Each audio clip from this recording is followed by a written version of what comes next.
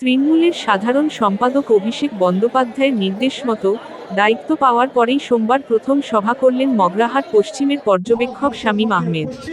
উস্তি মোড়ে স্থানীয় স্কুল প্রাঙ্গণে আয়োজিত সভায় উপস্থিত ছিলেন মথুরাপুর লোকসভা কেন্দ্রের সাংসদ বাপি হালদার, মগরাহাট পশ্চিমের বিধায়ক গিয়াসউদ্দিন মোল্লা, ডায়মন্ড হারবার, মহেশতলা ও মগরাহাট পশ্চিমের পর্যবেক্ষক শামীম আহমেদ, যুব সভাপতি ইমরান হাসান, জেলা পরিষদের অধ্যক্ষ মুজিবুর রহমান, মগরাহাট পশ্চিম ব্লক পূর্ত কর্মাধ্যক্ষ তৌফিক আহমেদ সহ মগরাহাট পশ্চিম বিধানসভার একাধিক পঞ্চায়েতের প্রধান, উপপ্রধান ও অঞ্চল নেতৃত্ব প্রমুখ।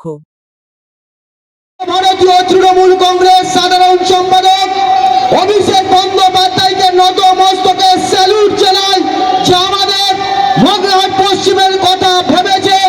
তরুণ তুর্কি দুজন প্রিয় সাংসদ বাপি হালদার এবং তার সহযোদ্ধা শামীম আহমেদের চোখ দিয়ে আগামী দিনে ইউনাইটেড মগরাহাট পশ্চিম করে আমরা আজকে সত্যি কৃতজ্ঞ।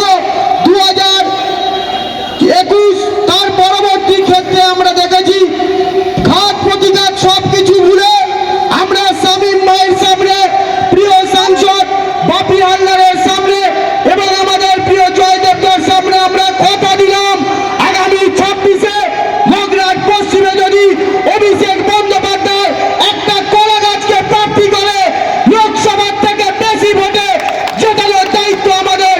সমস্ত কিছু দ্বিধা দ্বন্দ্ব ভুলে আমরা লড়াই করবো। বিধানসভায় লজিক্যাল ডিস্ট্রিবিউশনে প্রায় 70,000-এর উপরে নাম এসছে এই বিধানসভার উপরে।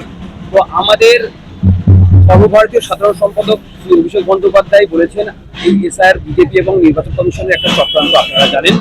তো আমাদের এখানকার সকলের ভূমিপুত্র, তো স্বাভাবিকভাবে এখানকার ভোটার তারা এই হিসাবে কারোর নামই এখান থেকে বাদ যাবে না।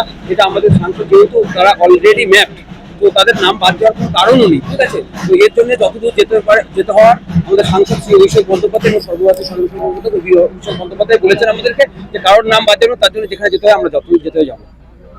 ডায়মন্ড হারবারের মডেলটা এখানে শিবাশয় ক্যাম্প হবে বললেন কিভাবে? হ্যাঁ, আপনারা জানেন আমাদের সাংসদ, ডায়মন্ড হারবারের সাংসদ এবং সর্বভারতীয় সাধারণ সম্পাদক তৃণমূল কংগ্রেসের শ্রী অভিষেক বন্দ্যোপাধ্যায় ডায়মন্ড হারবার লোকসভার উপরে সেবাশ্রয় ক্যাম্প করেন। সেটা থেকে অনুপ্রাণিত হয়ে এখন বিভিন্ন বিধানসভার উপরে সেবাশ্রয় ক্যাম্প হচ্ছে। সেরকম আমরা আজকের যেটা বললাম আর কি, যে আমরা মগরাহাট পশ্চিমের উপরেও সেবাশ্রয় ক্যাম্প আমাদের সাংসদ শ্রী অভিষেক বন্দ্যোপাধ্যায় দেখানো পথে আমরা চলবো। এখানে মগরাহাট পশ্চিমে যে একটু গোষ্ঠী কন্দল ছিল সেটা কি মেটানো? এখানে কোনো গোষ্ঠী কন্দল নেই।